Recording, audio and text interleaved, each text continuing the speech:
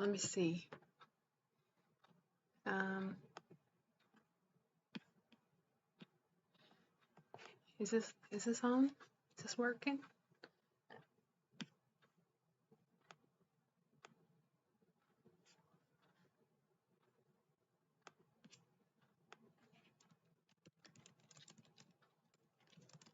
This is not secure. It's like all wobbling and stuff, but let me see what I can see here. Okay, so hi, how y'all doing? Um, I am so excited to be here today, feeling grateful and blessed. I just celebrated Shabbat with my aunt and had a really nice time. It's a Friday night, and I was gonna go see some theater with my parents, but the time got away from us, so we just decided to stay in. Um, and so, yeah, I just wanted to get on here and talk a little bit about something that has been a couple things that have been on my mind. But before I do that, I just wanted to tell everybody to come on in, write your little greeting in the chat. Where y'all at? Let me put that down there.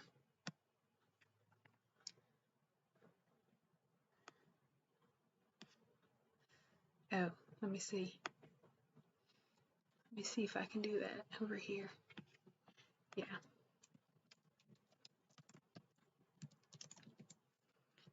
I try to do this every week, and so far so good, but the last few times I've been doing it a little bit earlier in the week, and this time it's a Friday, so it's kind of a little just getting into the swing of doing things consistently and thinking about growth, natural growth, healthy growth, and also thinking about the future, my personal future, but then also the future of the world, society, where I would like to see things in the future, and how to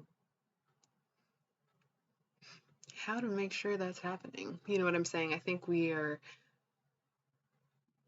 brought up, a lot of us, to think that we don't have much power, say, or control, and sometimes people want to make fun of people who do exert their control on their life or know what they want to do, what they want to see. But I don't think it's a bad thing. I really don't think it's a bad thing to have ideas about where you want to go, what you want to be, what you want to do, what you want to experience, what you want to achieve.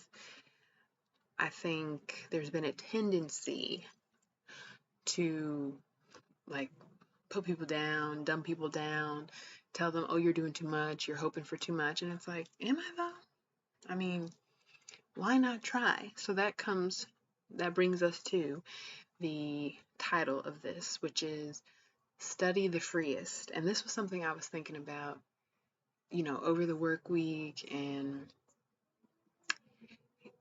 just day-to-day life. Thinking about really honing in and tuning in, observing the people in your world who live very freely, who live in a way that is, make sure my door is closed, but who live in a way that has some flow to it, live in a way that has some openness to it, who have schedules that are breathable and flexible, people who live more free, I think, are more happy. And I think that makes sense because think about it, even though we are the almighty human, we really are glorified mammals, we glorify ourselves. And so I do think that sometimes we forget that we need adventure and we need to explore and we want to be free range pretty much. Did I bring my coffee up here? Oh man, I left my coffee downstairs. Anyway, I'll get it later, but I've really been thinking about that and thinking about, you know, sometimes I feel really old, but there's still a lot of time in my life, hopefully, knock on wood. And so thinking about how to make your life what you want it to be. Design your life in a way that behooves you. Design your life in a way that makes it as free as you can, especially if you have the opportunity. There are a lot of people on earth who are not able to pursue the things they want to, whether it's because of, you know, communal expectations and requirements, societal requirements. I live in the United States, so there is a certain amount of freedom that we are offered here that I really can't take for granted, even though I love to make fun of this country because it's problematic. You know, the history of this country is very problematic, very brutal place. But it's also not going to stop me from enjoying myself and the freedoms that my ancestors have worked and bled for, you know? So I would encourage y'all to really think about the people in your life or the people you have seen, whether it's at work, at school, just on your block, the people who live more free than others, or at least seem to, right? You kind of have a way that is some sort of flow to their life. So let me write that down actually in the little chat because I think it's really important actually. The flow that we all want to know. I think we have gotten so used to being quite restricted and holding ourselves back to be polite, to not ruffle any feathers, to not be offensive. And that sort of lifestyle has made a lot of people forget that there's a way to live freely that is still kind, polite, gentle, graceful. It doesn't have to be this rude, brusque, brutal way of living. You can live free and inspire others by your kindness, generosity, gentleness, your flow. Because I can tell you what, there is something about being free that, and I'm going to preach here because it's about to be July 4th, okay? But there's something about being free that is so alluring and so attractive because it really does incite a different level of happiness. When you're able to move freely throughout life, you live differently. And now, okay, I do want to specify. When I say free, I'm not saying that you're going to be free from work, free from toil, because if you ask me, work is a natural law. Everything in nature works, whether it's a tree collecting the sunlight or an ant collecting little bits and bobs to take home to the anthill and feed the troops, right?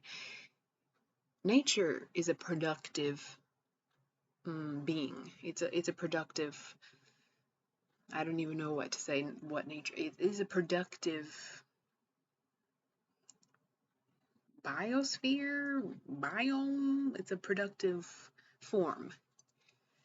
So you will produce something. I'm not saying, oh, I want to be free from work. I don't want, I just want to be free to lay around. No, you have to work. You have to even work to find the work that is going to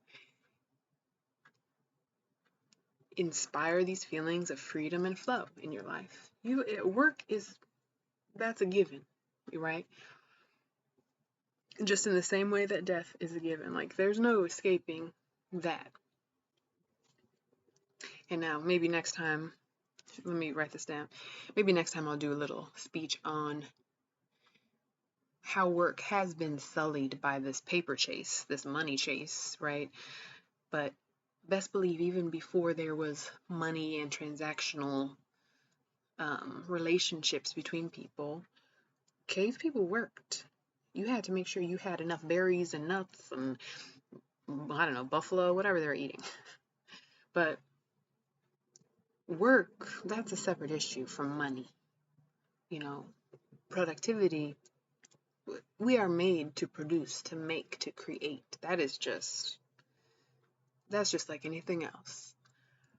But I did just want to have a little chitty chat about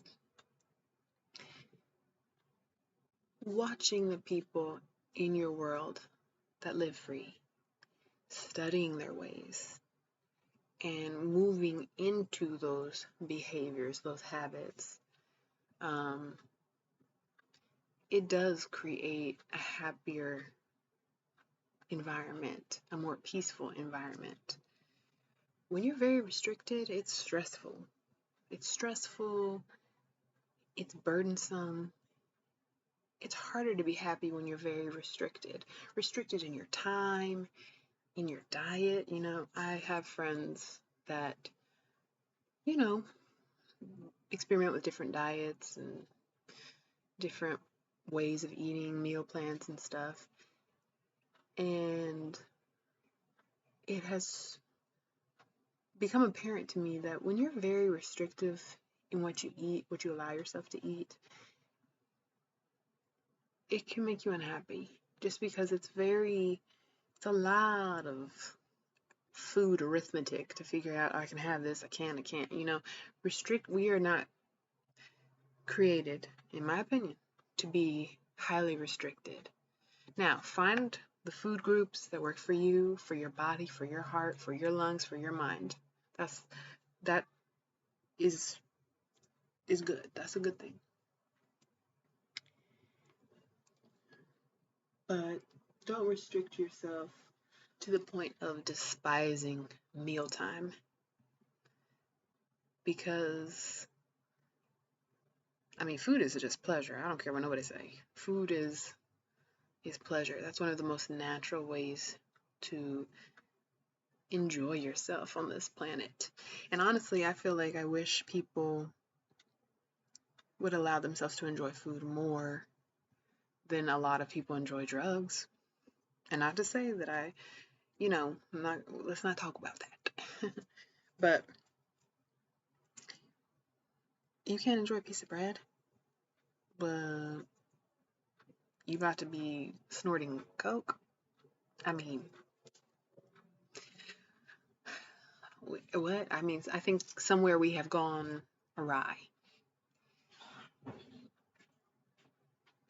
But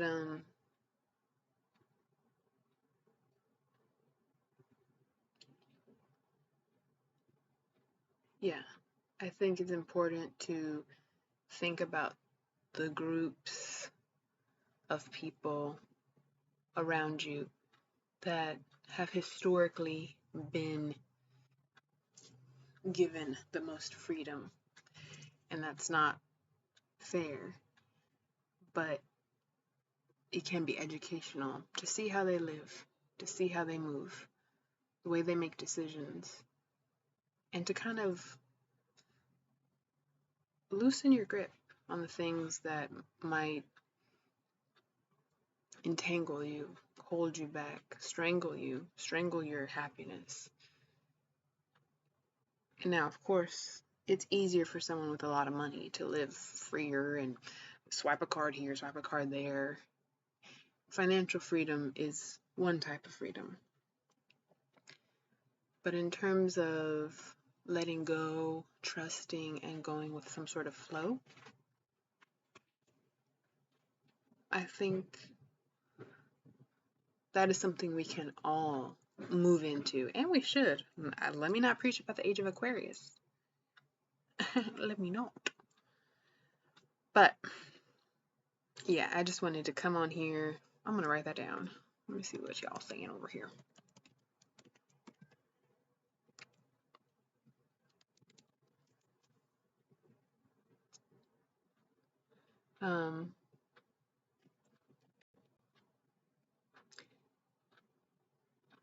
yeah, I just wanted to muse on that a little bit. And one thing that I think is interesting is, when you don't have a lot, and I'm talking about material and like financial wherewithal, when you don't have a lot, you're less likely to take risks, right? It's like, if I only have this much, I'm not really going to be taking risks to waste it, leave it out in the sun, or you know what I'm saying? Like, you're going to be very careful with that. You're going to be very guarded, more than likely, than someone who has a lot, who can just lose stuff, forget stuff, leave it in the refrigerator until it molds. You know what I'm saying?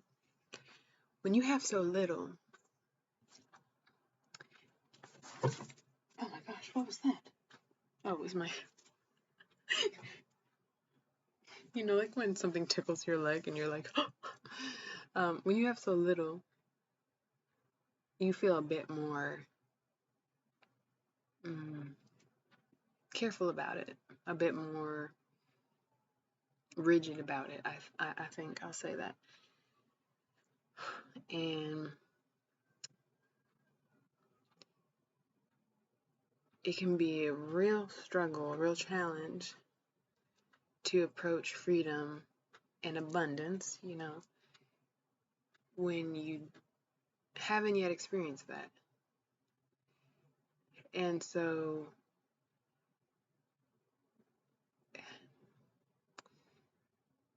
it's interesting because it becomes this thing where the way you approach things kind of creates your reality. And your reality and your mindset they will change at the same level, you know? The way you start to think, loosening your grip on things,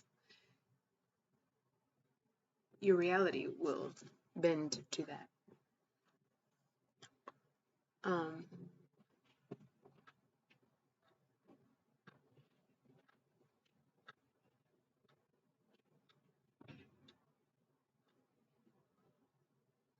yeah. And so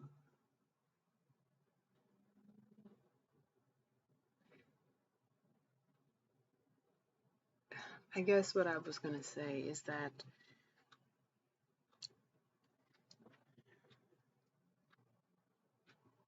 to try, the etymology of the word to try basically goes back to the verb sift, right? To sift things out, to see what works, see what happens. Now, of course, there are ways to take calculated risks, even if you only have a little to play with, a little to risk. There are ways to make risk taking strategic and smart. Know what you're up against, know what your emotional wherewithal for risk is. But you gotta try. Whether you have a lot or a little, or in the middle, human nature, you're gonna be a little salty if you don't try any of the stuff you wanted to try when you were having ideas or aspirations or dreams or achievements. You're gonna be salty.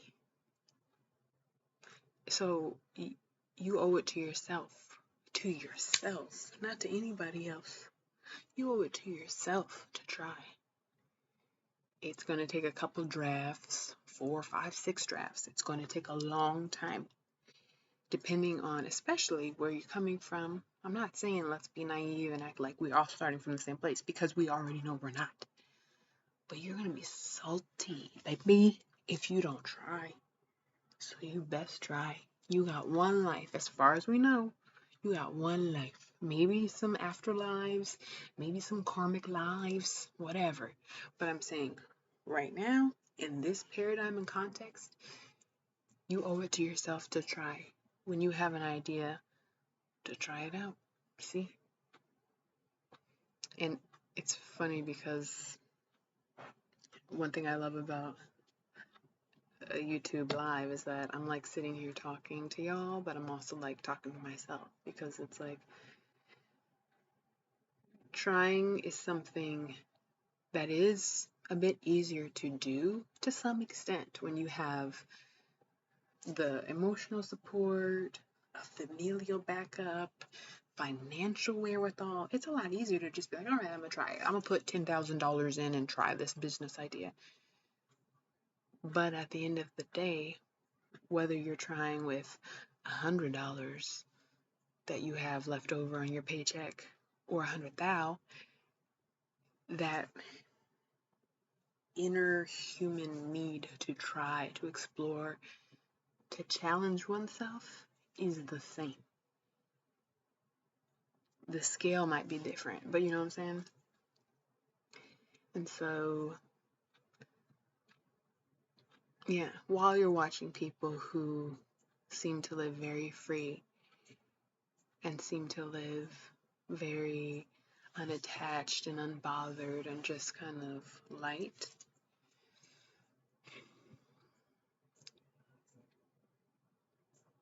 remind yourself that it's all about scale. We all do, even though this is not PC to talk about, it's not politically correct. We all do have the same abilities to try what scares us. We do. Now, I think to further this conversation, we would have to talk about effort. We would have to talk about energy, endorphins, motivation. There's a whole lot more that goes into this conversation. But at the end of the day, you gotta try. That's all I can say. Study the people who are living in ways that you find attractive or interesting or very innovative, and go with that vibe.